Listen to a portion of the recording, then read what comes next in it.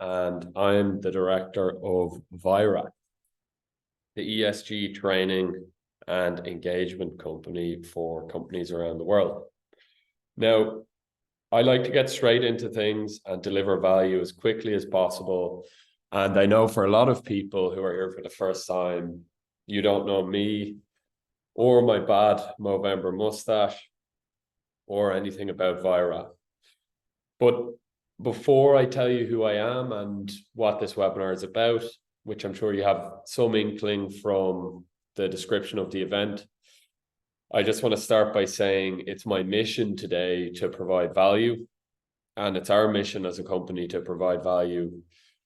And we're going to do that today by providing a number of templates for training and engagement for ESG from a number of our popular training programs. So that starts with energy and moves into biodiversity, and then finally into wider market template and case study.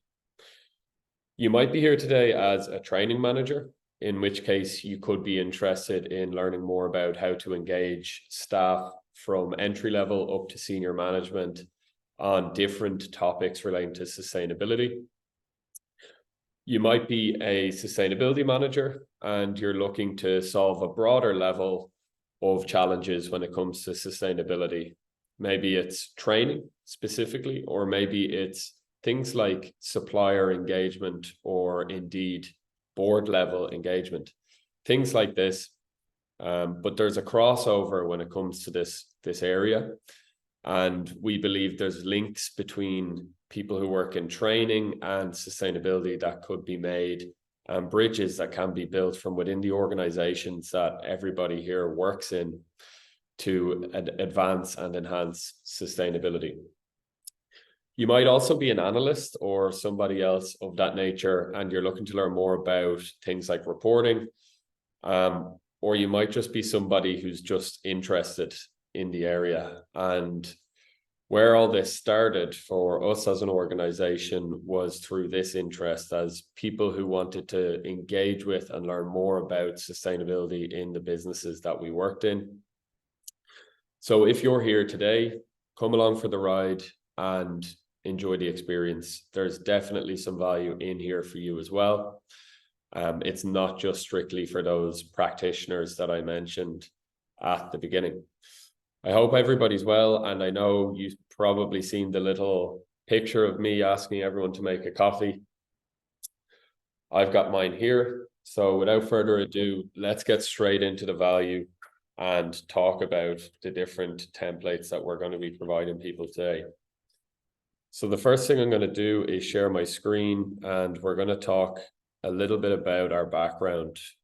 So Vyra is a CPD accredited ESG training provider for companies in the UK, in Ireland, in France, Denmark, the United States, Australia, and a growing number of countries. We provide online training and online workshops for companies that are looking to enhance environmental sustainability. And we're a small team with many, many years of experience in a variety of fields. Here's a little look at our global map, which needs to be updated, but you can see some of the great companies from the likes of BT, Wunderman Thompson, to some exciting smaller companies that are working in various fields and industries. You've got everything from asset management to utilities, e-commerce, advertising, life sciences and pharmaceuticals, sports, and a couple more. So we have a broad use case for our training, and what we like to do is adapt it to the various companies we work with. Now, spotlight on us over, and let's get straight into the energy template. So for people who are training managers and not sustainability practitioners, I'm going to make sure that I bring you along in this journey through our energy saving competition worksheet. This is something you can apply almost instantly if you follow the steps that we've outlined. And more interestingly, this particular activity across the companies we've worked with and more widely as an activity taken in companies can be seen to have a 10% saving in energy costs within businesses. Now, that's substantial. And one of the things that seems to be crazy when we think about this is that the biggest area of opportunity for energy savings is through the mitigation of waste energy, that is. So behavior change, an elusive thing across sustainability and all other aspects of engagement in a business environment, is at the core of how we can impact this and not just bring people on the journey, but also help to make important savings as well. So in this guide, there's 10 steps, and we're going to show you exactly how you can bring this in. And then afterwards, after this webinar, we're also going to provide a follow-up that has additional templates that you can use within this instructional guide. So before I get into step one, my colleague Owen is going to share a link to our private newsletter into the chat. If you could click on that and put in your email, we'll be able to send you this exact worksheet, and you'll be able to get all of the additional templates that come with the instructional guide. So I'll give you about 20 seconds to do that now. Otherwise, we will have more webinars. So if you don't catch all of the materials on this one, you'll be able to get them at some other time. But yes, sign up now and we'll be able to give you this material and the rest of the material. Jack, you're going to have to send that into the chat. So I can only send it to the host. So I think you'll have to send it to everyone if you go to webinar chat. Perfect. Oh, I see that now. How's that?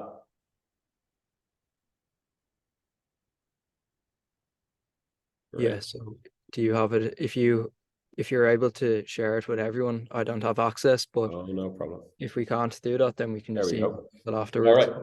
Yeah, that's in there now, Owen. Thanks for that. Right. Cool. All right. Okay, so let's get into the first step in the energy template. Okay.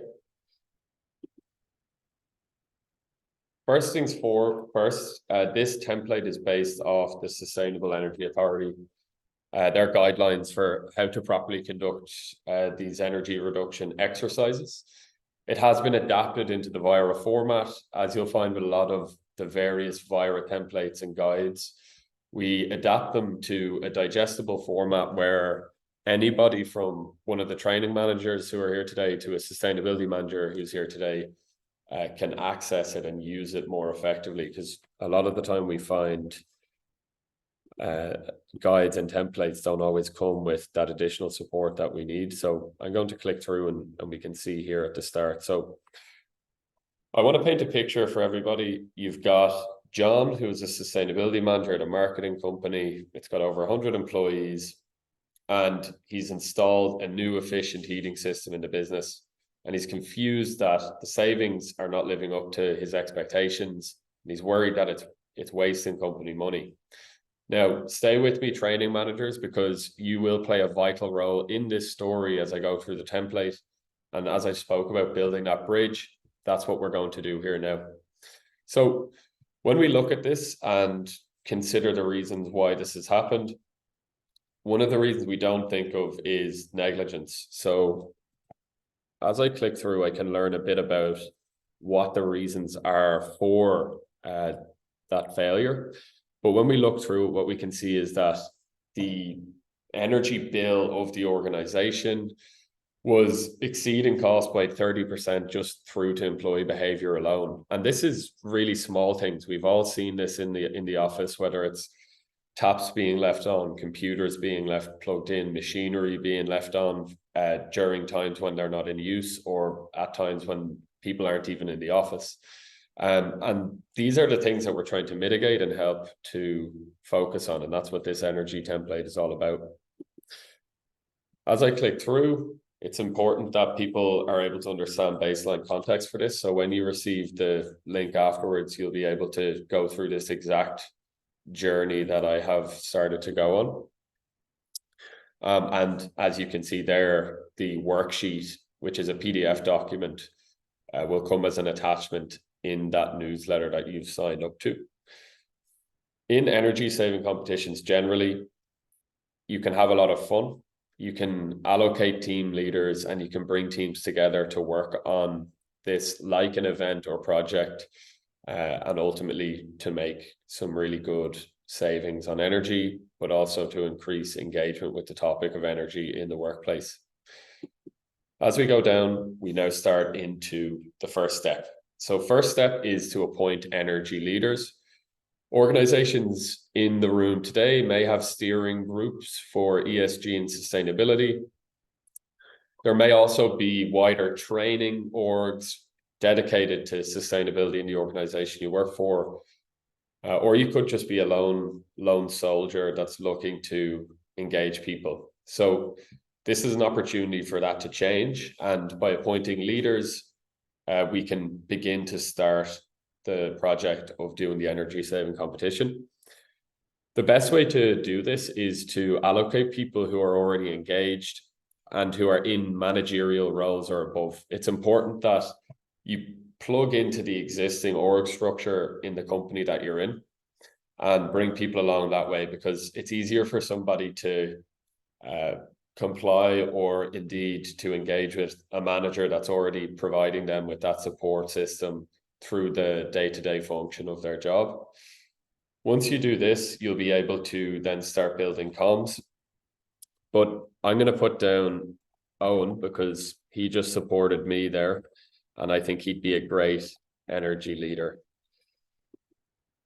Now, the next thing is to decide on participants. So this is something that you want to have a wider organizational buy-in to, albeit you can start small. And the teams don't always have to reflect the exact structure of teams within the company, but that's how we recommend to the companies that we work with to go forward. In this case, you want to pick teams that are fair in terms of numbers, but also in terms of their potential to make an impact. We'll be able to get into that further down the survey. But at this point, you want to put out a message into your comms channels. You want to speak to people in the office, or indeed plug into those groups that you may already have, employee-run groups or committees, to raise awareness of engaging with this competition. Now, I've been asked here how many I'd like to participate. If I'm using that story as an example, company of 100, I'm going to be really ambitious and say 100. Let's go for the 100. The third thing, what gets measured matters, and that applies to sustainability and training for sustainability as well. So what we want to do is set some goals here. We want to set either a saving goal in terms of finances or an energy reduction goal. So 10% is a reasonable goal as per the prescribed stats. So I'm going to go for 10%, and if we get more than that, we're doing really well. Step 4, choose how teams will measure the saving. Now, this could seem like a minefield at first, because how do you individually measure the contributions of teams that are participating in the competition? There's a couple of different ways that can be done, and they're outlined here. So smart plug, sub-meters, and energy management system. These might not even be things that are in the organization you work in, but in the worksheet, the PDF, there is additional detail on how you can procure something like this. It's very straightforward.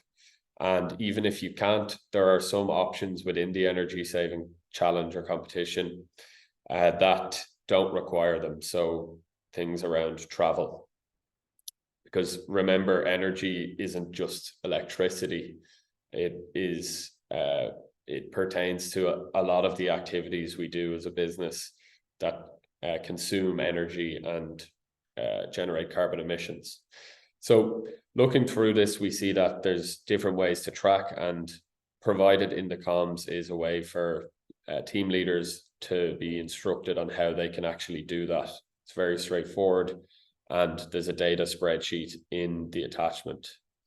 So I'm going to say through team meetings is how we'll track the energy savings.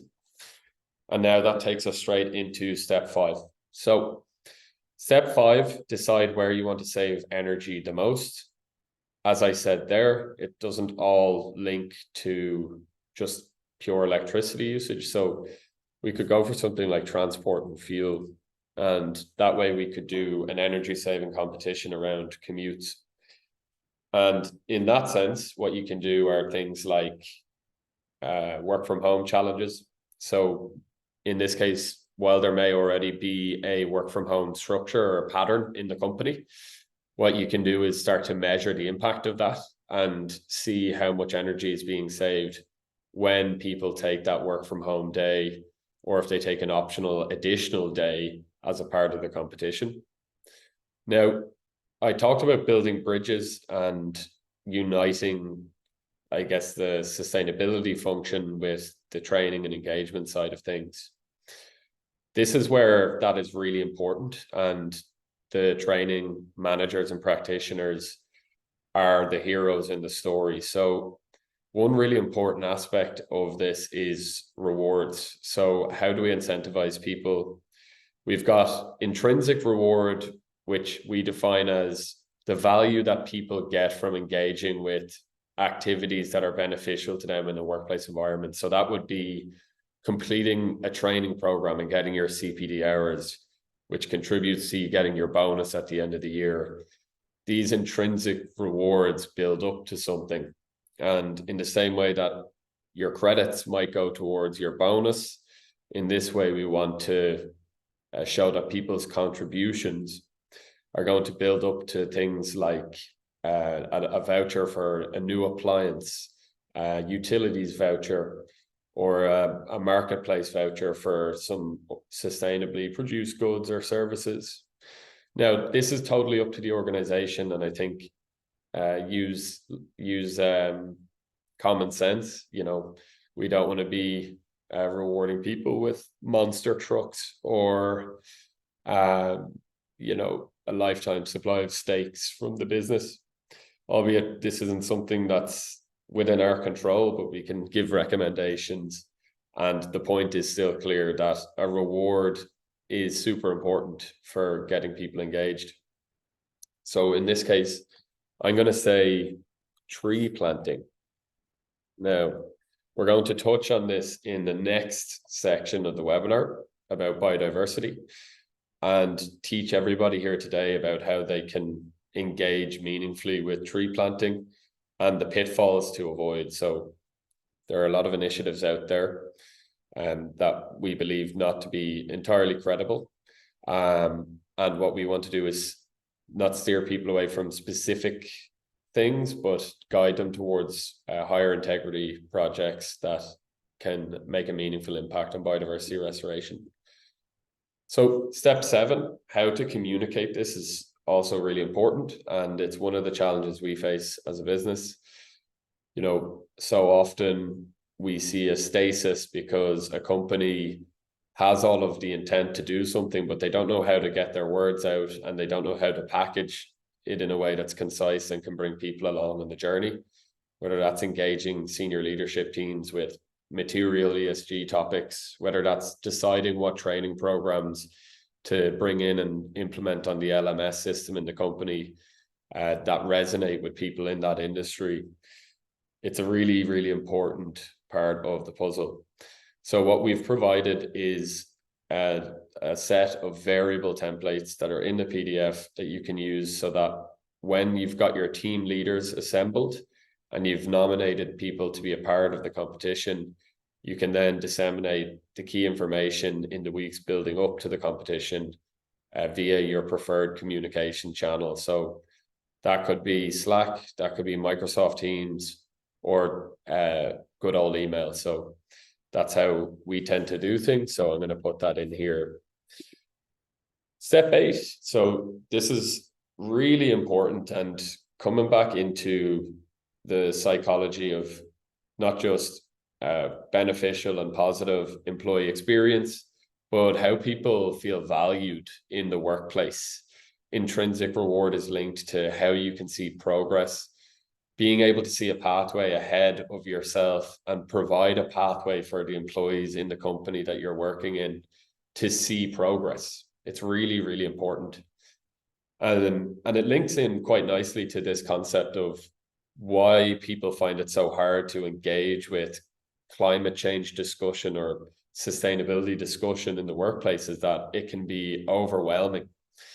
There's a sense of fatigue that comes in when you hear the same negative information, or indeed you're hearing about the dangers to local communities, countries that may be relevant to you in your life through family or friends. And sometimes it's easier to shut off. So what we want to do here is provide a template for you to show the team that what they're doing is making a difference. And it's no BS. It is a difference that's being made through the actions that these employees are taking in a collective sense in a work environment. Not a huge amount can be achieved by one individual, but a lot can be achieved in these team environments. This will make it super easy for anybody who's still with me and listening to communicate this to people. You know, once you follow this guide, it's very straightforward. And, you know, one of the things I'll include in my feedback would probably be something along the lines of employee ideas for sustainability. So what's one way teams could make their department more sustainable? Something like this.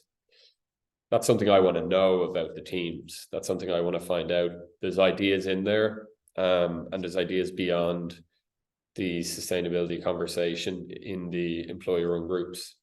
So step 9, tips.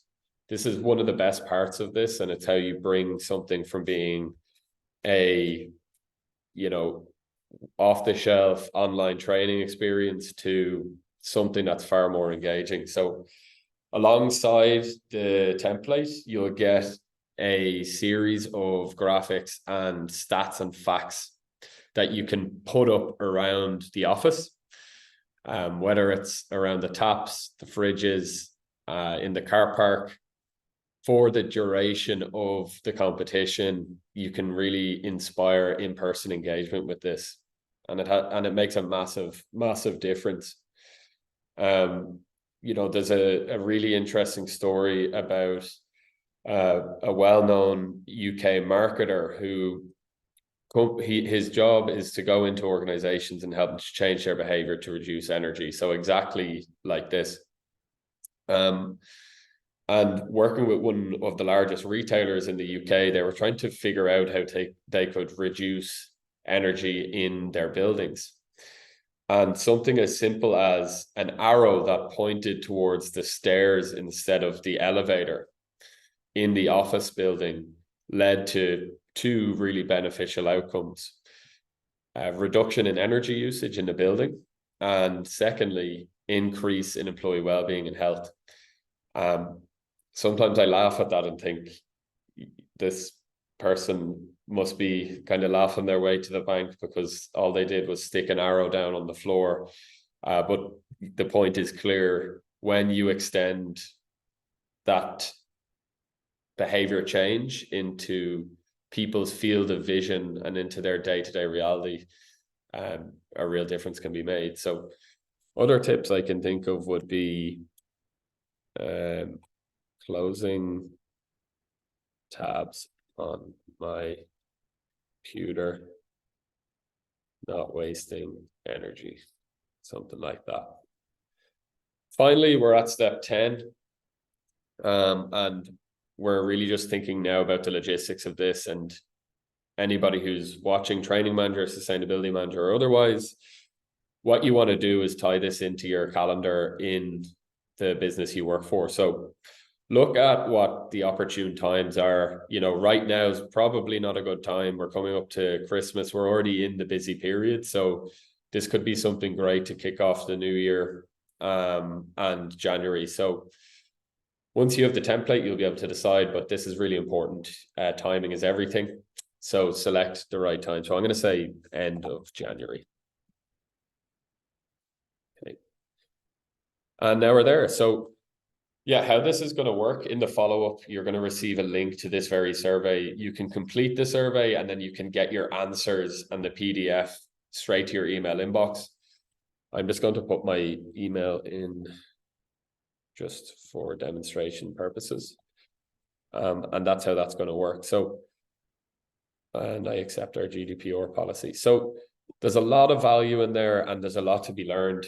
And hopefully those concise steps can give training managers and sustainability managers alike an idea of how they can do something that has a massive impact very quickly without expending a whole load of company budget.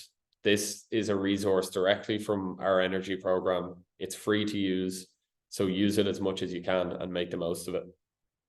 Now, I'm going to hit pause because this is the end of the first section of the webinar, and I realize I'm going over time slightly.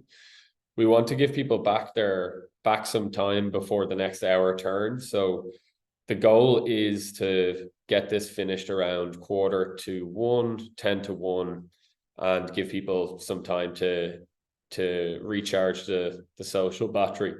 So at this point, if you're really interested in this energy template, once again, I'll say that the link to the private newsletter is in the chat now.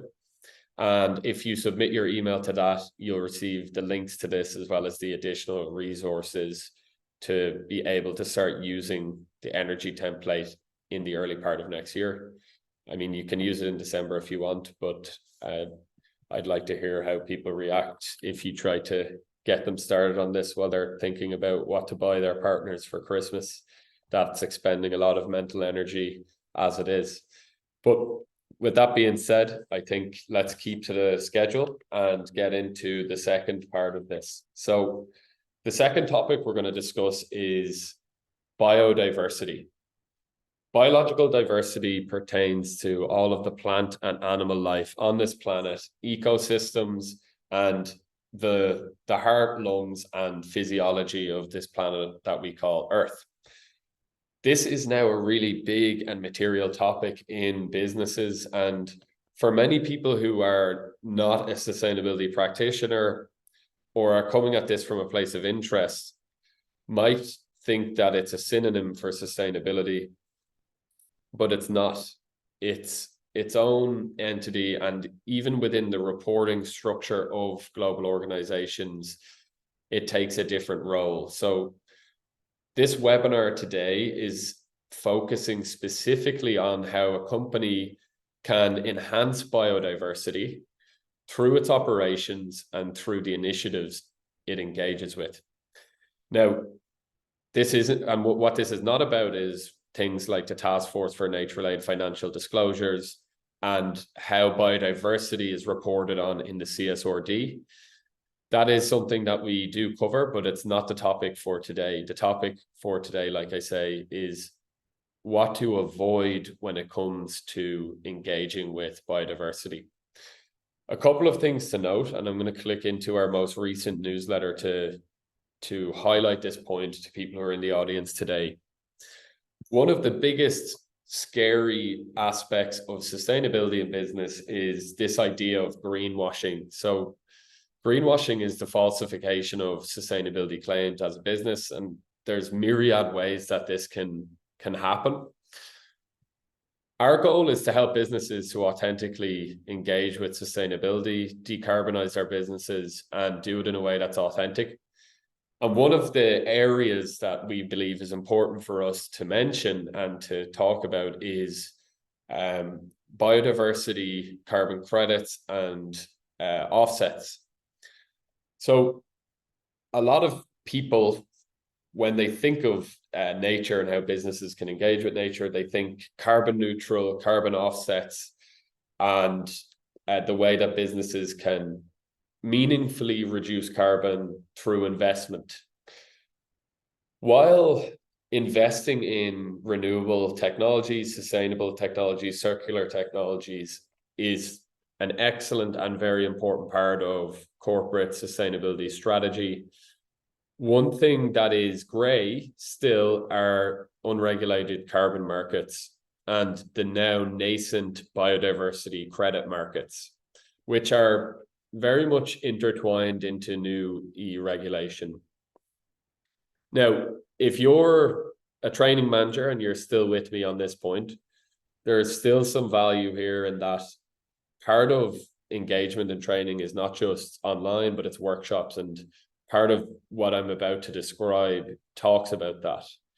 But for context here, what we're trying to direct companies towards right now is investing in biodiversity restoration projects and rewilding projects that are pure play. So what this means is that it's not an exchange for carbon credit or offset.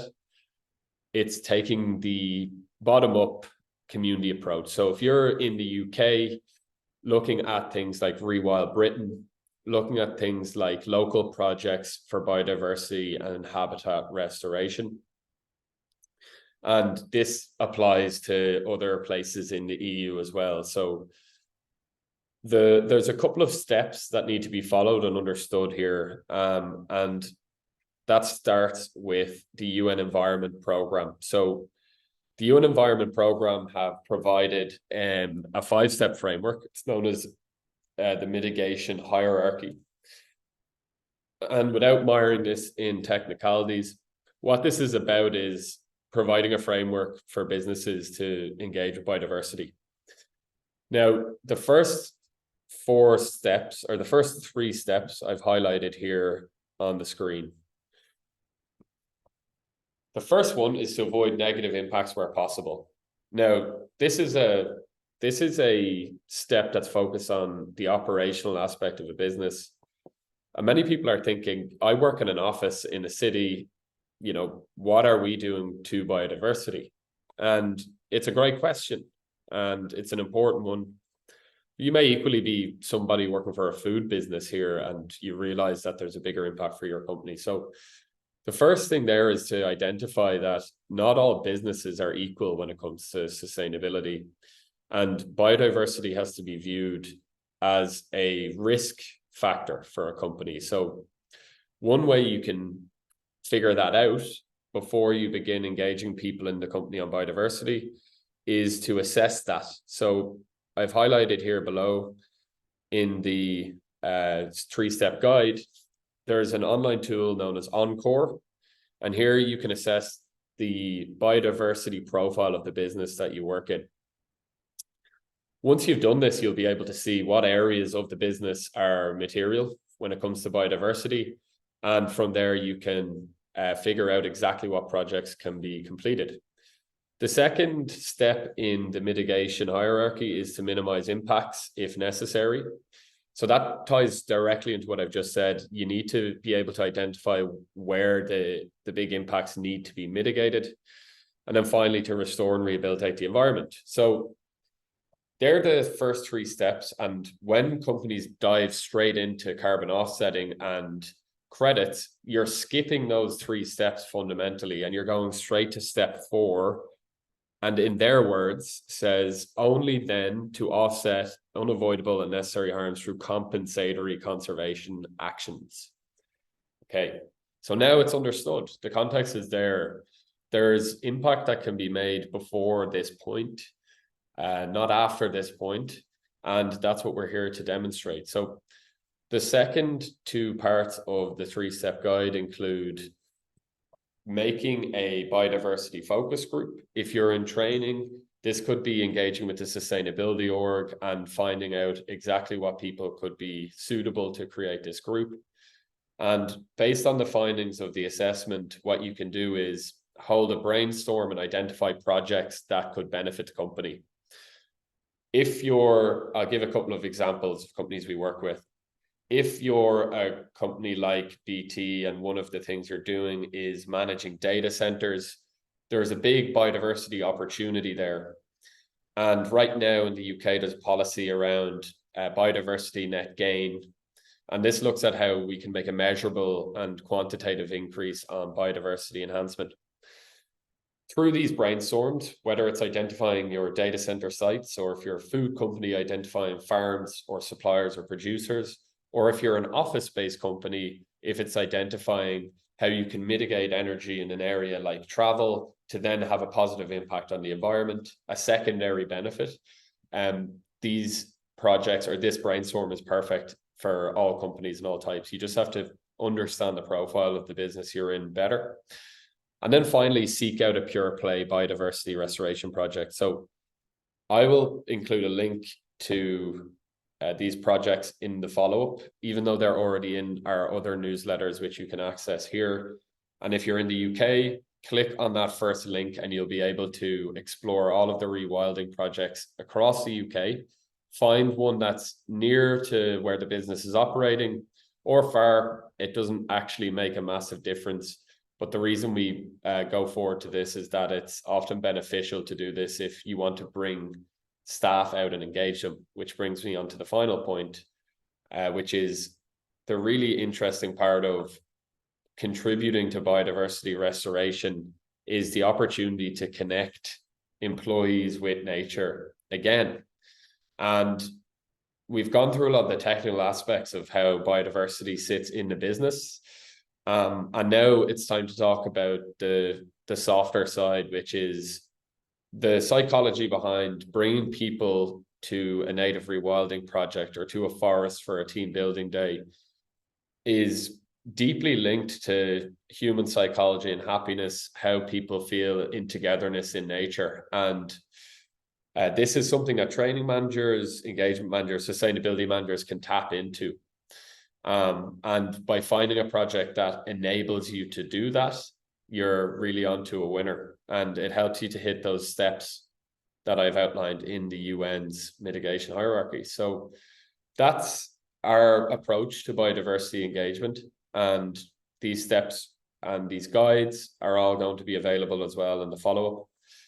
Another thing on that to announce is a really exciting partnership between Vyra and a company known as Irish Trees. So this is an initiative that's open to the world. It's open to companies in the UK and in Europe. You can see in the top right of the screen a picture of myself and my co-director with a man known as Bob Hamilton. Where we are stood is the oldest occupied home in the whole country of Ireland, and it's occupied by the Plunkett family.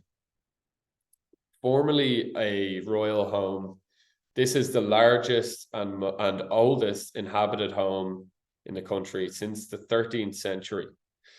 And as the continuing Lord Randall Plunkett Dunsany has committed the entire estate, or nearly the entire estate, to native rewilding, and has now achieved the status of being the largest native rewilding project in the country of Ireland.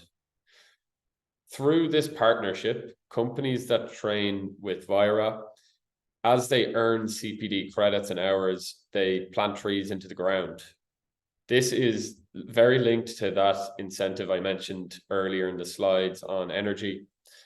But the key thing to note is that, this is something you can set up yourself if you have a tree planting partner already, or if indeed you have any type of biodiversity related partner, you can do something similar. If you're a training manager and you've got training programs, even in different areas that aren't sustainability related, you can start to incentivize people this way.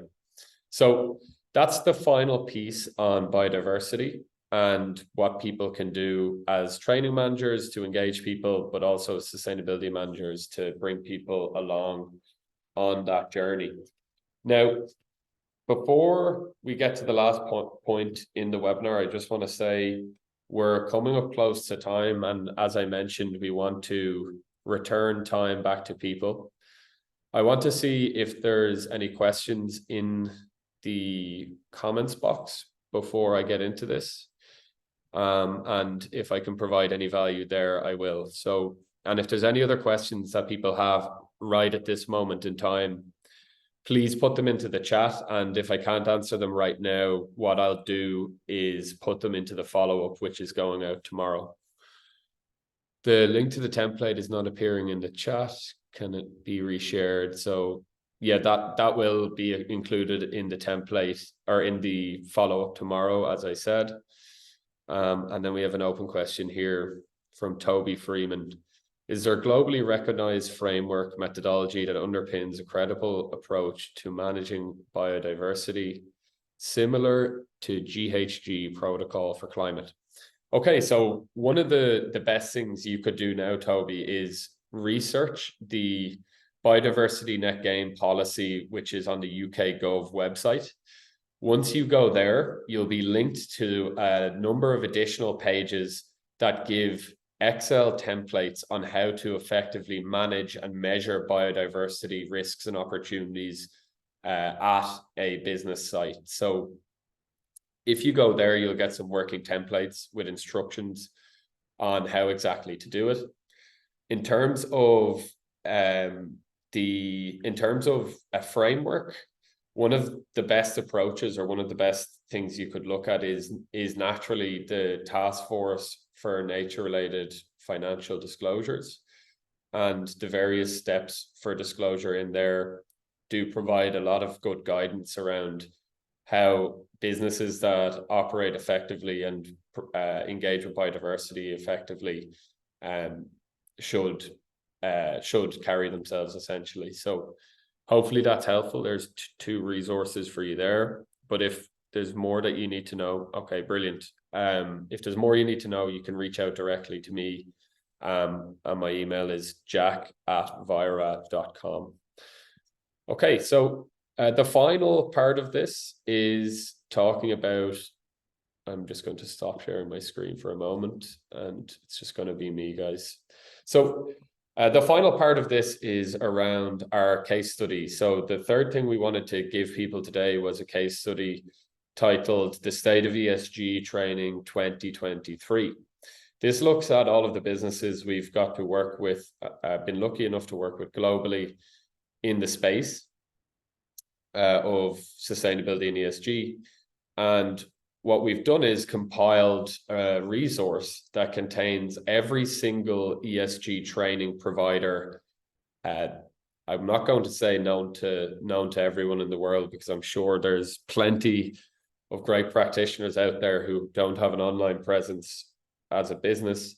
But what this will enable you to do is look at the landscape in your region. So whether it's UK based or EU based, and make an assessment on what supports you think might suit the business you're in. So an example here would be having a select group of senior leadership engage with a university-led academic program for sustainability leadership could be what you're seeking. But just as equally, you could be seeking something that's a bit more light touch, and that could be through workshops facilitated in person. And often what you find is these are similarly aligned in terms of the budget that you request comes from the same place, and you're making the same case for these initiatives, but they solve different needs at a company level and at a board level. So in this case study, you'll be able to see who the players are. We're one of them. And the category that we're in is in online e-learning provider. So we provide the training system as well as the CPD training programs all online. And you can place us among some other fantastic companies.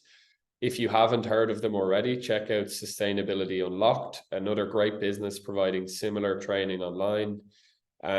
Check out Kite Insights and Plan A, another great partnership business doing training. And then you've other great organizations, or you've other great courses available through academic institutions, whether it's Cambridge, Edinburgh, or a variety of other institutions or educational bodies around Europe. This case study is going to be included in the follow-up, which I mentioned. So once again, I'm going to ask everybody, if you're interested in receiving those materials, please sign up to the newsletter, which you've seen on this webinar. And I'll do my very best to get it out to people who haven't signed up, because I do have the attendee list. But you guys know the drill. Sign up and you can get all of these templates and insights from Vyra, and hopefully it will be able to inform your decisions better, whether you're a training manager, sustainability manager, analyst, or just somebody who's come here to kill an hour of work.